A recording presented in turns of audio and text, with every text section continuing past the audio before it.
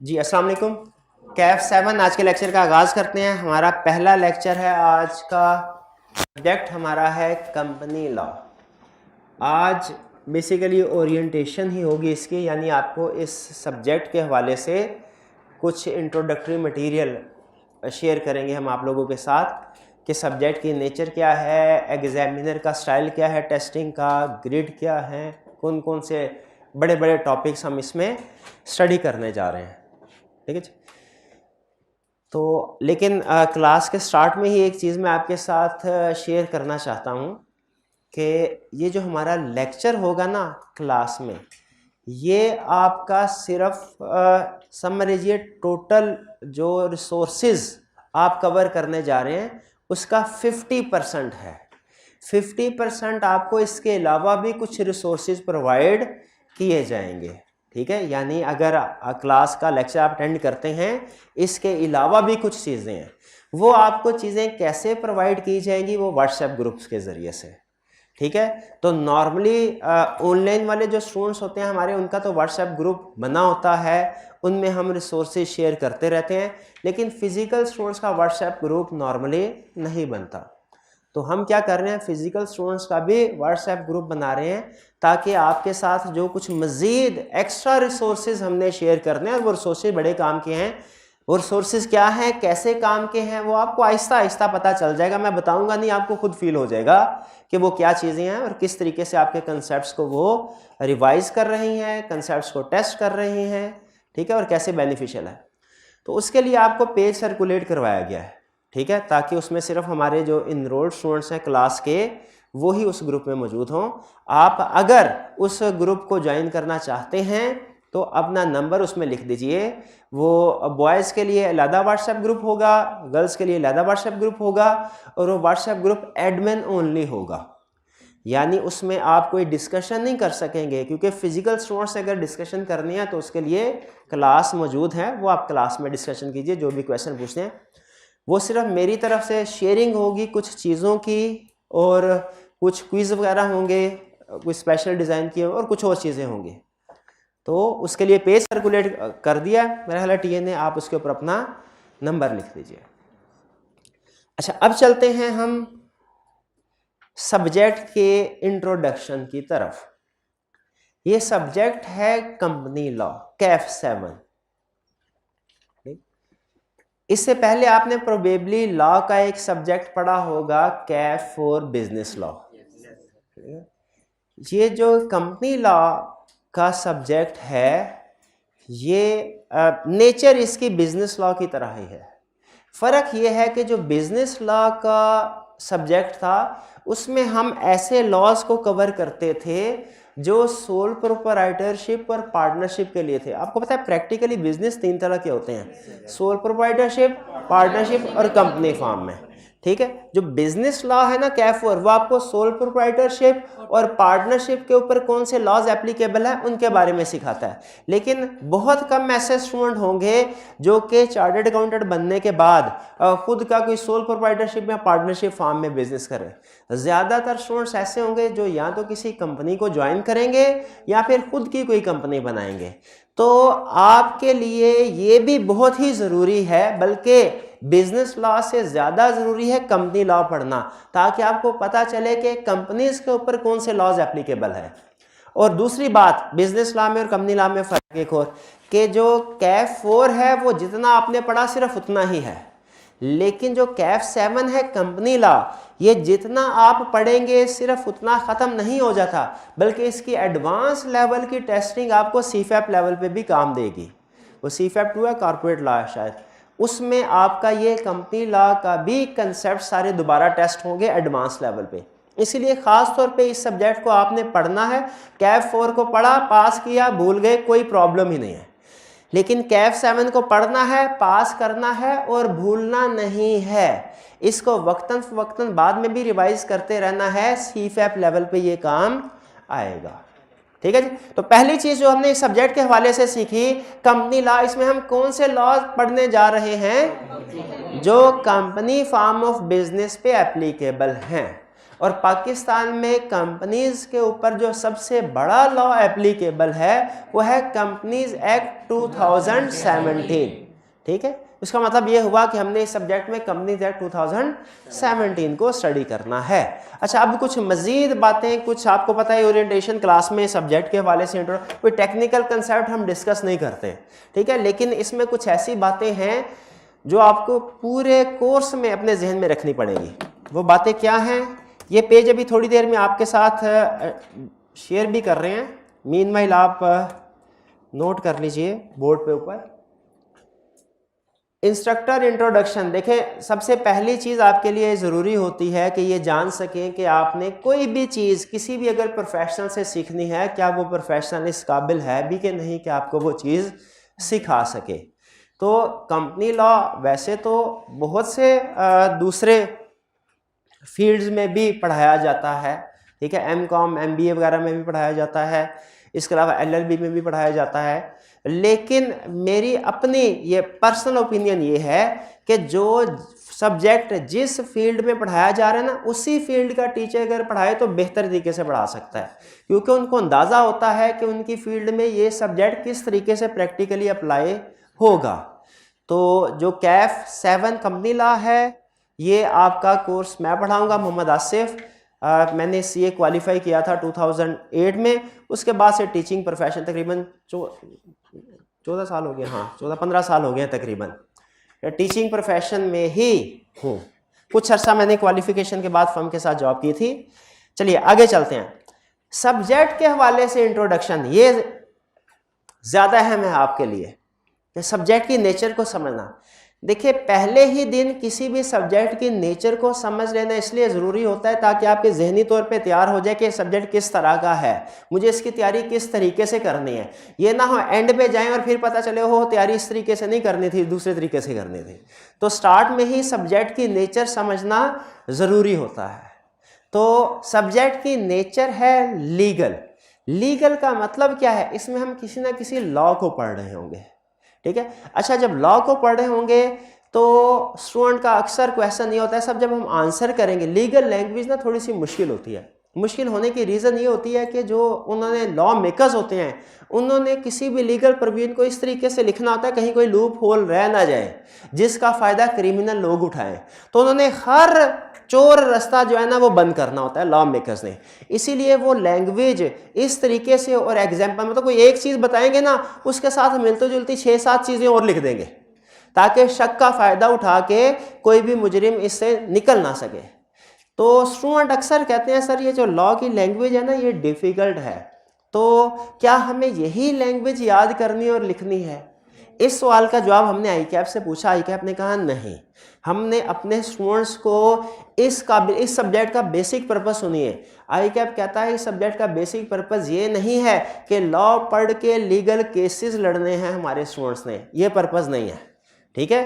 Company law की जो भी प्रैक्टिस में वायलेशन आएगी ना, इस केस को डील करने के लिए प्रैक्टिस में लॉयर मौजूद होंगे। तो फिर हमें ये कंपनी लॉ क्यों पढ़ाया जा रहा है? ताकि हमें पता हो कि कंपनी में बैठ के किसी भी पोजीशन पे हम काम कर रहे हैं ना, हम चाहे डायरेक्टर हैं, हम चाहे चीफ एग्जीक्यूटिव हैं, हम चाहे CFO हैं, इवन हम उस कंपनी के अगर मालिक हैं, शेयर होल्डर हैं, तो हमारे क्या क्या रिस्पॉन्सिबिलिटीज़ हैं, हमारी क्या क्या राइट्स हैं, क्या क्या ड्यूटीज़ हैं। और अगर हम दूसरे लोगों के साथ डील करते हैं तो ये डील करते हुए हमने किन चीज़ों का ध्यान रखना है, ठीक है। यानी जनरल अंडरस्टैंडिंग हमें होनी चाहिए कि हम कंपनी फॉर्म ऑफ बिजनेस करते हुए कोई भी ट्रांजैक्शन करते हैं उसकी लीगल इम्प्लीकेशन क्या होगी, उसकी अंडरस्टैंडिंग होना ज़रूरी है।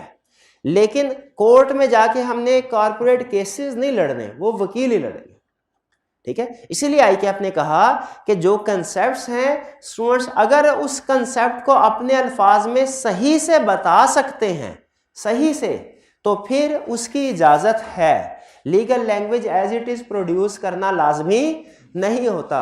यानी ICAP क्या कहना चाह रहा है कि कंसेप्ट सेम होना चाहिए, वर्ड्स डिफरेंट हो सकते हैं।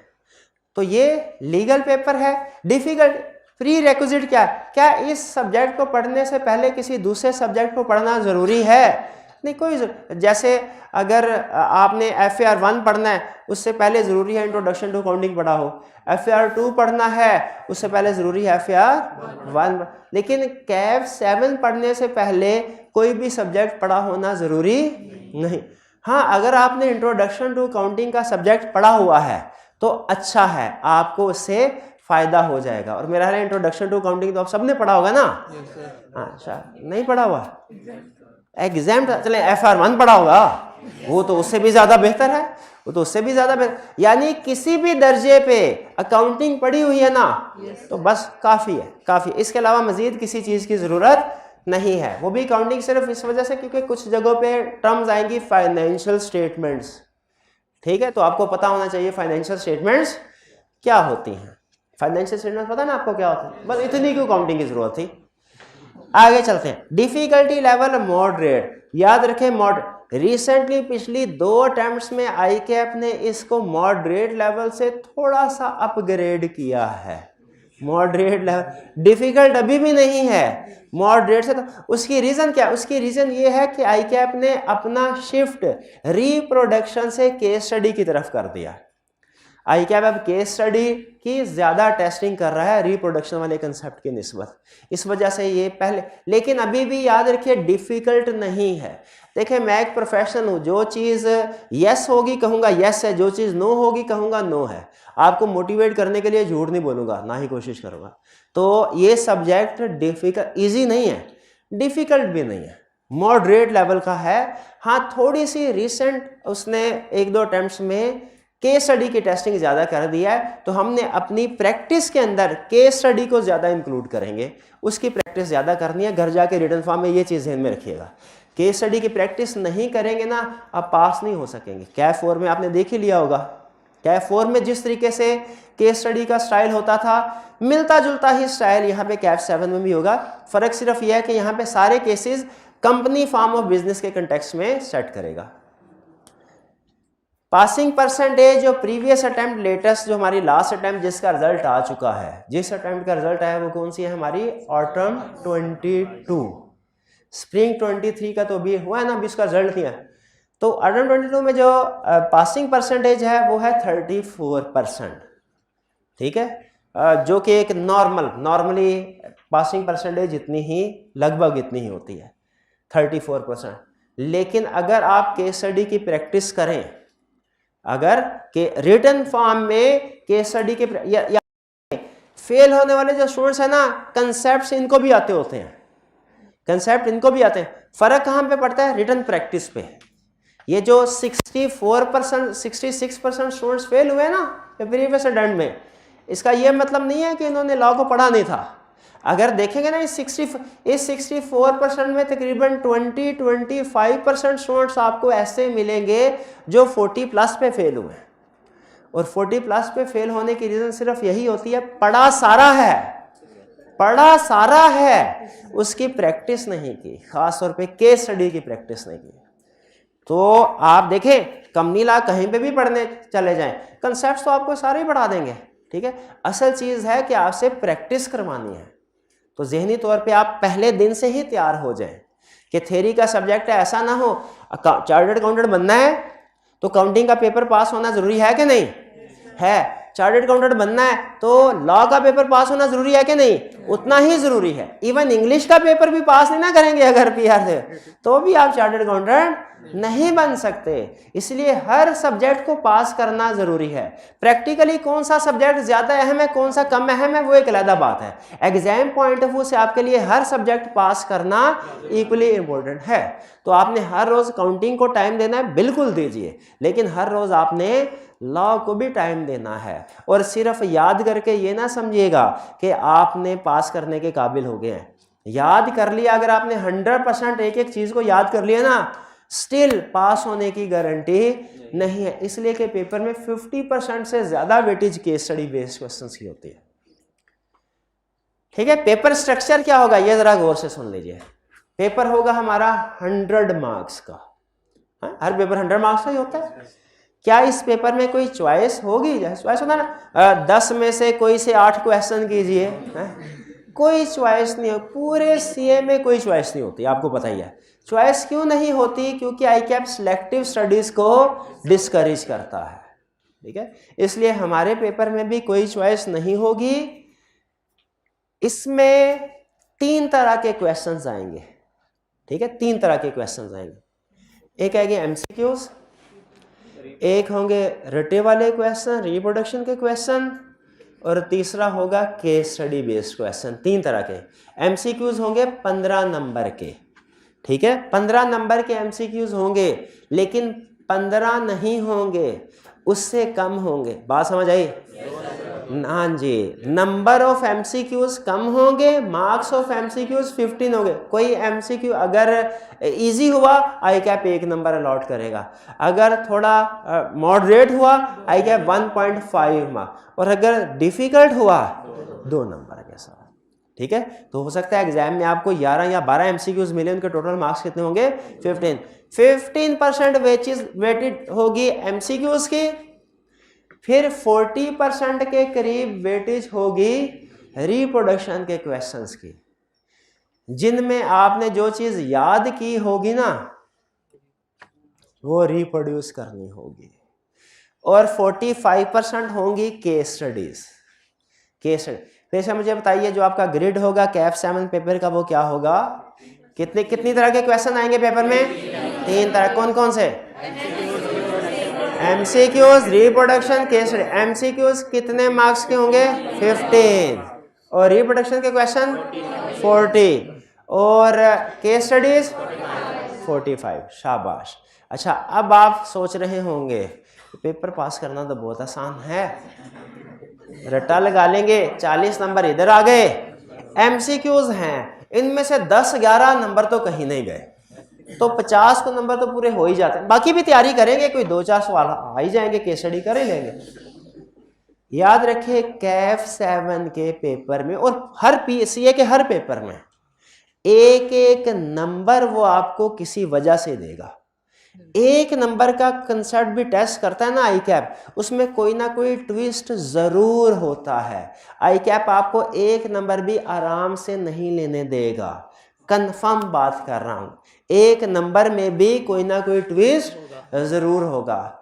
रिसेंटली आई कैप के जो, अगर आप 2 पेपर देखें ना, 2 पेपर, इसमें इसके स्टाइल को अगर आप एग्जामिनर का टेस्टिंग उसका स्टाइल है उसको डिकोड करें, अगर आप 2 चीजें आपको नजर आएंगी, 2 चीजें अभी बता रहा हूं, और मोस्ट प्रोबेबली इस अटेम्प्ट में भी वो इसी स्टाइल से टेस्टिंग करेगा। उसका जो तरीका है वारदात है ना आई कैप का, वो बता रहा हूं तरीका। वो देखें, एमसीक्यूज में तो चले इसकी डिस्कशन जब प्रैक्टिस करेंगे ना फिर करेंगे।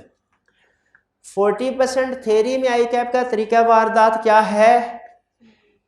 एक लफ्ज को चेंज करेगा रिक्वायरमेंट में और उससे कंसेप्ट चेंज हो जाएगा। एक लफ्ज को चेंज करेगा और उससे कंसेप्ट चेंज हो जाएगा। और ये आई कैप का मैं पर्सनली फील करता हूं अच्छा तरीका है। अच्छा, बिल्कुल अच्छी बात है। उसकी रीज़न ये है, प्रैक्टिस में जब आप जाते हैं ना, आपने डॉक्यूमेंट्स को इंटरप्रेट करना होता है, वहाँ पे एक लफ्ज़ से फ़र्क पड़ता है।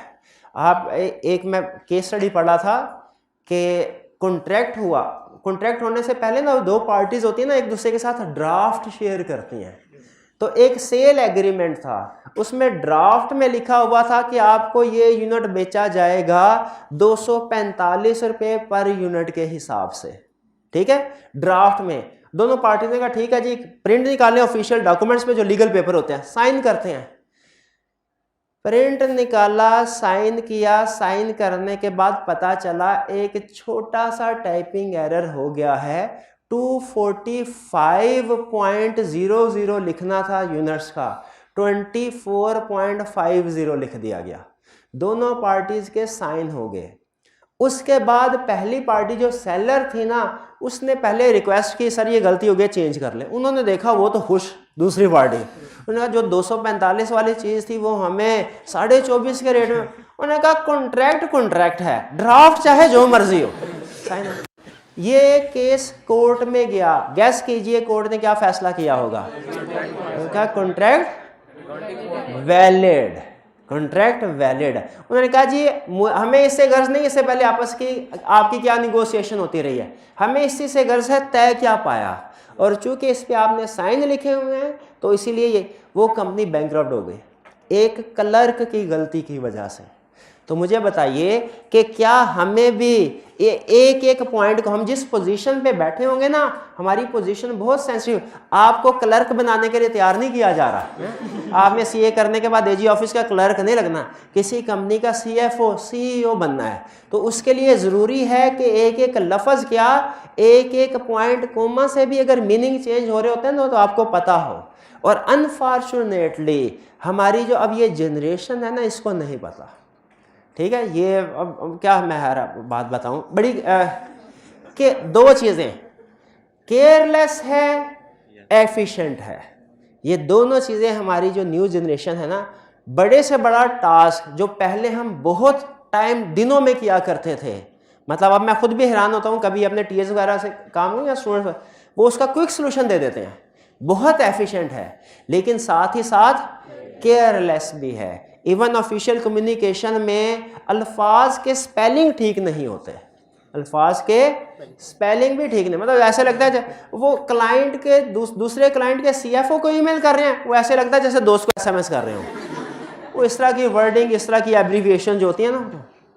तो इसीलिए आईकैप ये चाहता है कि आप जो भी केस स्टडी आपके सामने आए, क्वेश्चन है, उसके एक एक लफ्ज़ के ऊपर गौर करें, और एक लफ्ज़ की वजह से मीनिंग में जो चेंज आता है वो आपको पता होना चाहिए। तो अभी बता रहा हूँ, आप केयरलेस हो के पता है क्या, आप कहेंगे सर ने क्लास में पास पेपर इस तरह के करवाए थे, इस तरह का क्वेश्चन तो पहले भी है, इसमें तो ये चीज़ पूछता होता है, और वही चीज़ लिख देंगे।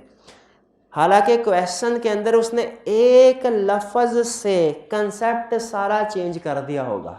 अब देखें वो लफ्ज़ कौन कौन से हो सकते हैं, ये आपने परेशान नहीं हो, आपके टीचर की जिम्मेदारी होती है आपको ये बताना कि ये लफ्ज़ अगर इस तरह होता तो क्या मतलब था, इस तरह हो गया तो क्या, वो मेरी जिम्मेदारी है, मैंने आपको सिखाना है। आपने सिर्फ इस लेवल पे जाके सोचना है, आपकी जिम्मेदारी सिर्फ इतनी है, किसी भी क्वेश्चन को पढ़ते हुए सिर्फ एक चीज़ सोचनी है, क्या कि रिक्वायरमेंट में एक लफ्ज़ के चेंज होने से रिक्वायरमेंट में फ़र्क पड़ सकता है, ये चीज़ आपने ज़हन में रखनी है। क्लियर? तो 40% थ्योरी वाला जो पोर्शन है, इसमें आईकैप का लेटेस्ट तरीका वारदात क्या है, एक लफ्ज़ को चेंज करके पूरा कंसेप्ट चेंज हो जाता है। वो आपने पढ़ा होगा, बचपन से पढ़ते हैं वो मुजरिम और महरम वाली बात। तो यहाँ पे मुजरिम और महरम एक नुक्ते से बदल जाता है ना, तो यहाँ पे भी एक नुक्ते से महरम वो बदल जाएगा। ठीक है, और भी अल्फाज वो क्या होते हैं, दुआ बहुत सी दगाओं के साथ हैं, एक लफ्ज़ से मीनिंग बदल जाता है ना है? तो इसीलिए यहाँ पे भी सीला के पेपर में भी रिक्वायरमेंट में एक लफ्ज़ चेंज होने से कंसेप्ट चेंज हो जाएगा। वहां पे अगर आपने तवज्जो ना तो सारा पड़ा हुआ ना उसमें पानी फिर जाना है। मैंने आपको बताया ये मुझे अंदाजा है ना, मेरी क्लास टीचर को अंदाजा होता है। ठीक है, अब के ये 66% स्टूडेंट्स सारे ऐसे नहीं हैं जिन्होंने सीला नहीं पढ़ा हुआ, उनमें बहुत से ऐसे हैं पढ़ा लेकिन रिक्वायरमेंट को पिक नहीं कर पाए। ये क्लियर होगी बात। दूसरी सबसे अहम चीज, केस स्टडीज। पिछली 2 अटेम्प्ट्स का अगर आप एनालिसिस करें, इसमें भी आईकैप ने एक नया तरीका वारदात ऐड किया है जो मेरे ख्याल में बहुत अच्छा है। पर्सनली देखें, अगर किसी जगह पे आईकैप में और स्टूडेंट्स में कन्फ्लिक्ट होगा ना, तो हर टीचर, मैं अपनी बात नहीं कर रहा, मुझे अंदाजा दूसरे टीचर्स के साथ भी है जान, हर टीचर स्टूडेंट के साथ ही खड़ा, कोई टीचर भी आईकैप के साथ खड़ा। अगर कहीं पे कन्फ्लिक्ट हुआ, स्टूडेंट का इंटरेस्ट इफेक्ट होता है। लेकिन मैं प्रोफेशनल हूं ना, तो मैं ये मुझे अंदाजा है कि मार्केट में किन तरह के लोगों की डिमांड है, और मैं ये भी इस चीज़ को भी इनकरेज करता हूं कि आईकैप को चाहिए कि मार्केट की डिमांड को सामने रखे हुए उस क्वालिटी का चार्टर्ड अकाउंटेंट प्रोड्यूस करे। तो सुन ले, पहले तरीका वारदात क्या होता था, अब तरीका वारदात क्या है। पहले तरीका वारदात ये होता था, चैप्टर 6 की केस स्टडी है ना, आईकैप कहता था चैप्टर 6 की केस स्टडी, अगर पेपर आसान बनाना है तो आसान बनाओ, मुश्किल बनाना है तो केस स्टडी भी मुश्किल होनी चाहिए चैप्टर 6 की। चैप्टर 8 की केस स्टडी भी मुश्किल होनी चाहिए। अगर पेपर आसान बनाना है तो चैप्टर 8 की केस स्टडी आसान, और मुश्किल बनाना है तो 8 की केस स्टडी मुश्किल। ये पुराना तरीका वाला, नया तरीका वाला गौर से सुन लीजिए। वो क्या है? अगर पेपर आसान बनाना है ना तो चैप्टर 6 की डिफिकल्ट केस स्टडी बनाओ, और अगर पेपर मुश्किल बनाना है ना तो चैप्टर 6 और चैप्टर 8 दोनों के मिला के एक केस। इसमें स्टूडेंट क्या करता है, सर पेपर बहुत अच्छा हुआ, सर चैप्टर 6 की केस स्टडी पूछी थी उसने, उससे कहे अच्छा क्वेश्चन में तो ये लाइन भी लिखी थी, ये तो चैप्टर 8 की तरफ जा, ओ सर उधर तो समझ ही नहीं आई। एग्जाम में वैसे आपको पता है 12 बजे होते हैं, उसमें एक एक लाइन जो है वो बाजू का वर्ड पिक नहीं कर पाते। तो जहन में रखिएगा आई कैप का लेटेस्ट तरीका वारदात क्या है। 40% थ्योरी वाले में क्या करता है, रिक्वायरमेंट के अंदर एक लफ्ज चेंज करेगा, रिक्वायरमेंट आप कुछ और करके आएंगे, उसने पूछा कुछ और होगा, 0 नंबर। केस स्टडी वाले पोर्शन में क्या करेगा, कुछ केस स्टडी उसकी सिर्फ एक चैप्टर में से होंगी, सिंगल चैप्टर, कुछ केस स्टडी वो मल्टीपल चैप्टर में से टेस्ट करेगा, कर रहा है। तो आपने किसी भी केस स्टडी को अटेम्प्ट करते हुए ना अपना माइंड सिर्फ एक चैप्टर के ऊपर फोकस नहीं रखना, ठीक है।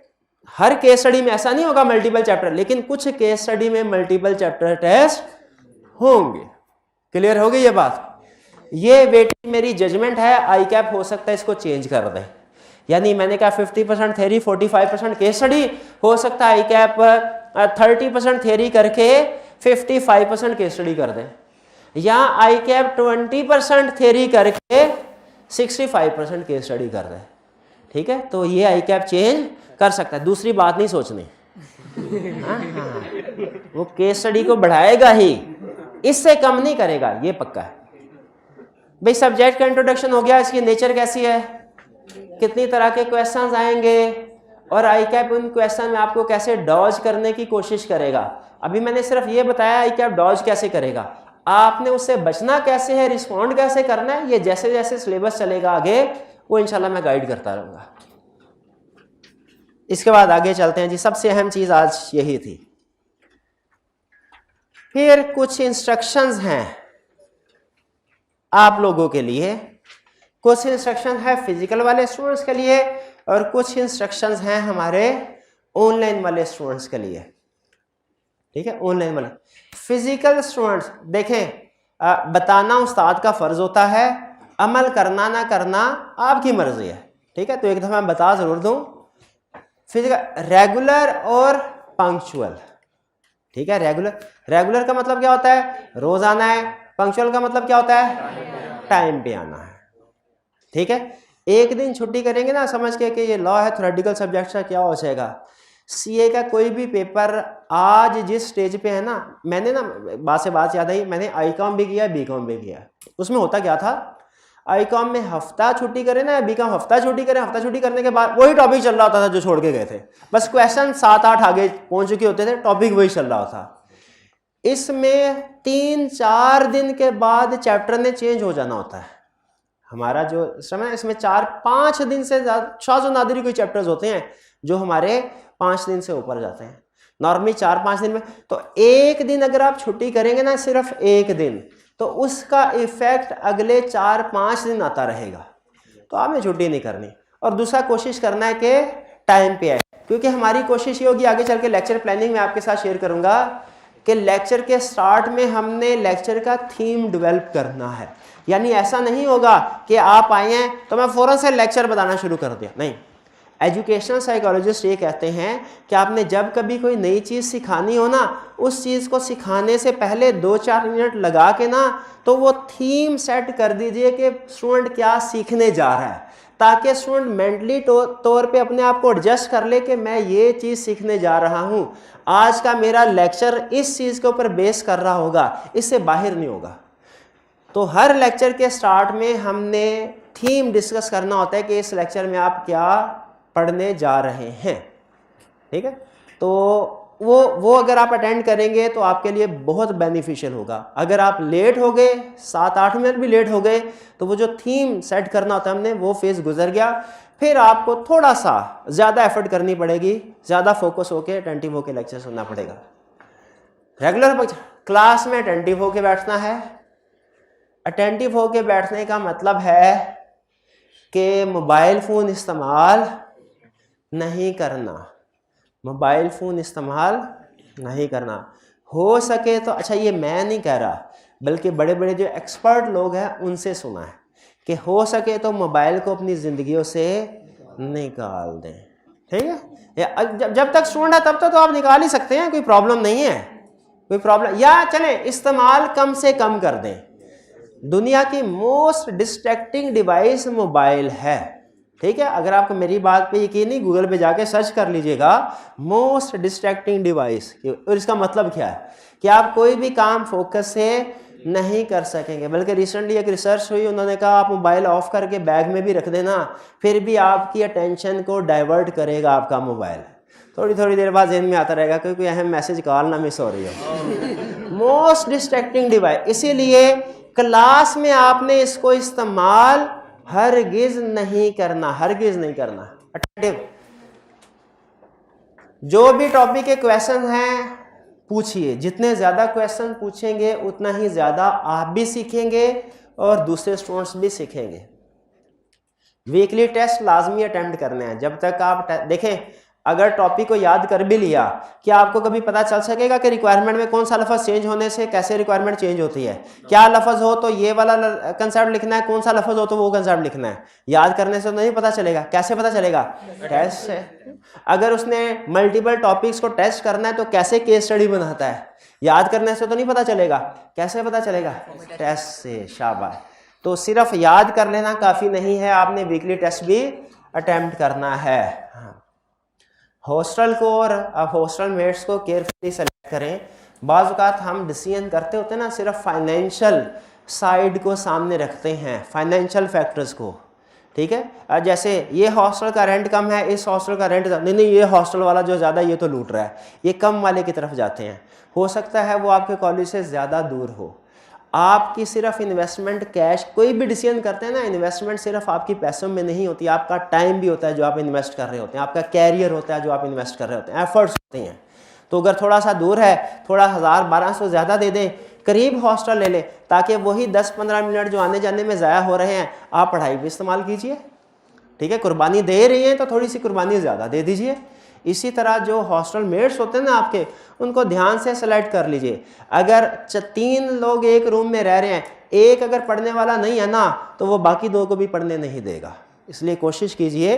मेरे पास असल में कुछ स्टूडेंट्स आते हैं, बाज़ औक़ात वो बड़े डिस्टर्ब भी होते हैं, आके गपशप करते हैं, उससे मुझे अंदाज़ा हुआ कि ये इतना सीवियर इशू है कि इसे डिस्कस करना चाहिए। 12, ये तो था फिजिकल स्टूडेंट्स के लिए। ऑनलाइन स्टूडेंट्स जो देख रहे हैं, इनके लिए क्या इंस्ट्रक्शंस हैं? पहले इंस्ट्रक्शन, कोशिश करें मोबाइल इस्तेमाल ना करें मेरे भाई। Mobile most distracting device, most distracting. आप लेक्चर देख रहे होंगे, कोई ना कोई नोटिफिकेशन आ जाएगा, कोई ना कोई मैसेज आए, कोई ना कोई कॉल आ जाएगा, इफेक्टिवली नहीं। और फिर वैसे भी आप देखें, एक चीज़ जो है ना, एक छोटी सी बात आपको बता, जल्दी से बता, ज़्यादा गौर नहीं करना इसके ऊपर। आपके पास 2 ऑप्शंस हैं, एक मूवी देखनी है घर के टीवी पे, एक सिनेमा स्क्रीन पे मूवी देखनी है। ठीक है, और टाइम आपका उतना ही लगना है। ठीक है, क्या प्रेफर करेंगे? सिनेमा स्क्रीन, ज़्यादा बड़ा इमेज। तो उसी तरह एक ऑप्शन है मोबाइल, छोटी सी स्क्रीन के ऊपर लेक्चर देख लेना, जिसमें कुछ पता नहीं चलेगा ये 3 लिखा हुआ है कि 8 लिखा हुआ है। वो बाद में फिर व्हाट्सएप ग्रुप में पूछेंगे, सर ये 3 लिखा था कि 8 लिखा था। लेकिन अगर वही आप लैपटॉप या कंप्यूटर जो उससे 6-7 गुना ज़्यादा तो बड़ी होती है ना, उससे ज़्यादा बड़ी स्क्रीन है, उस पर देखिए जितना ज़्यादा आपका वो फोकस कर रहे होते हैं ना कोई मंजर, आप उतना ही ज़्यादा आपका माइंड उसको रिटेन कर रहा होता है। ठीक है, तो इसलिए कोशिश करें कि ऑनलाइन के अगर आप स्टूडेंट है, मोबाइल की बजाय किसको यूज़ करना है? स्पीड, टाइम बचाने की कोशिश नहीं करनी।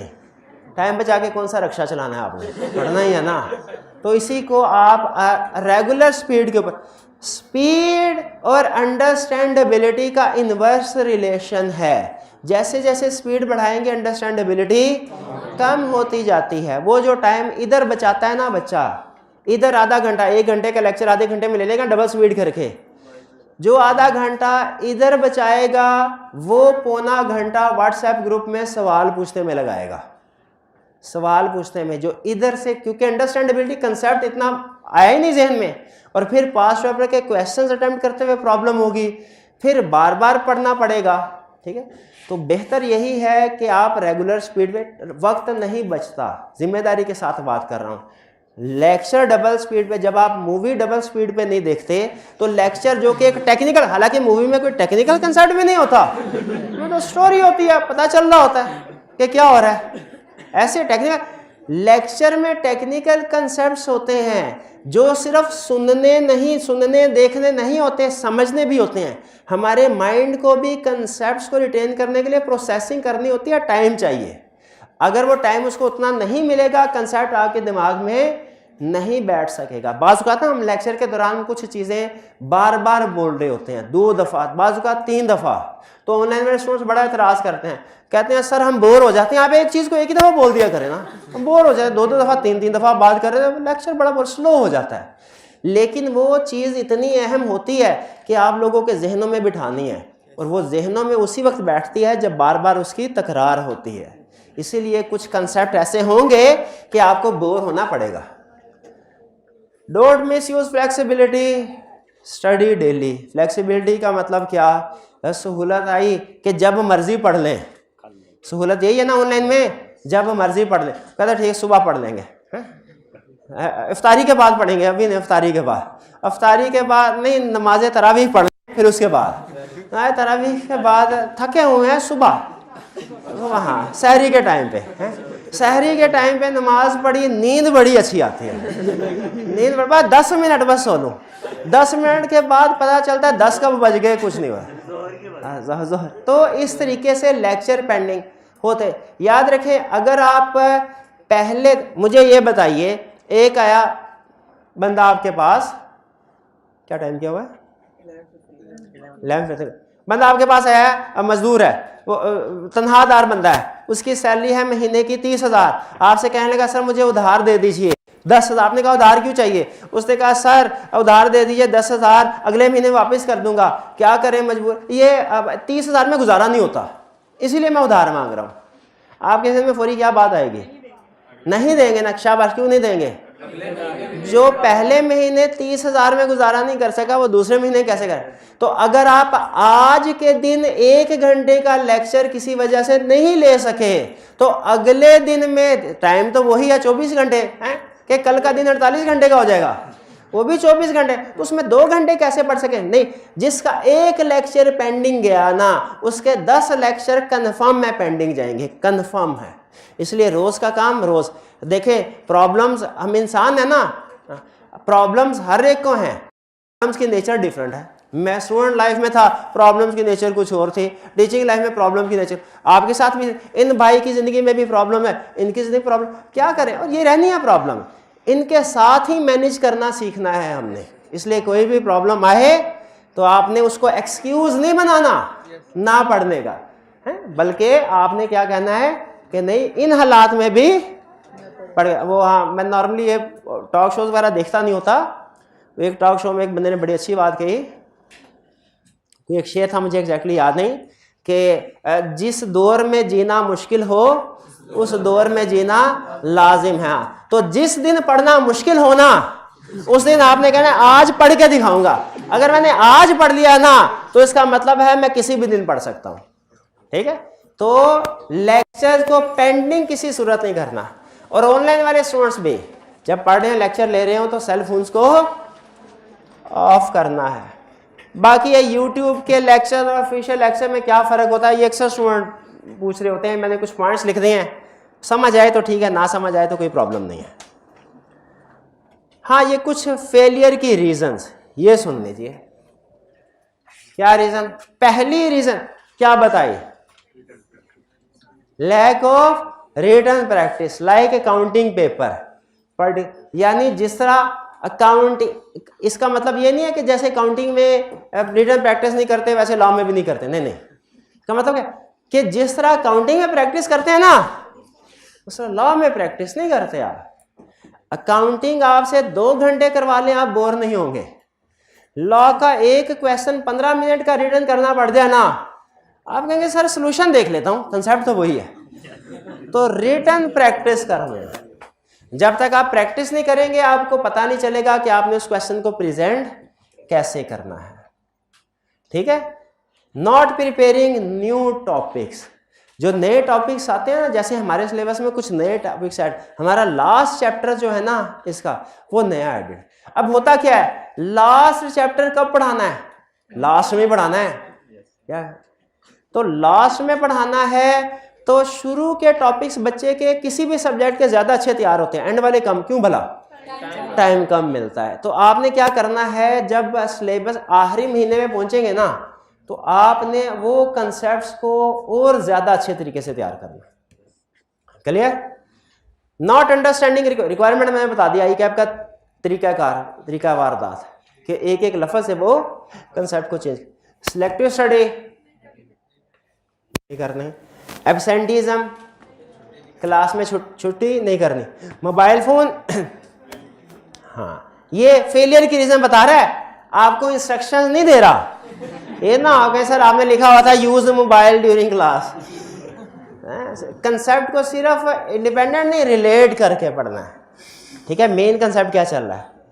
फिर दूसरों के क्वेश्चंस को ना सुनना, आप क्लास में कोई भी स्टूडेंट क्वेश्चन पूछे, देखें वो भी लॉ का क्वेश्चन नहीं पूछ रहा है तो दूसरे स्टूडेंट को चाहिए कि उसको ध्यान से सुने।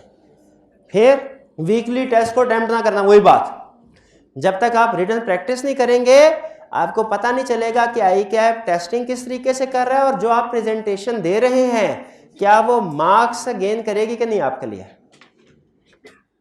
कितना टाइम रिक्वायर्ड है इस सब्जेक्ट को पास करने के लिए, डेली 2 घंटे।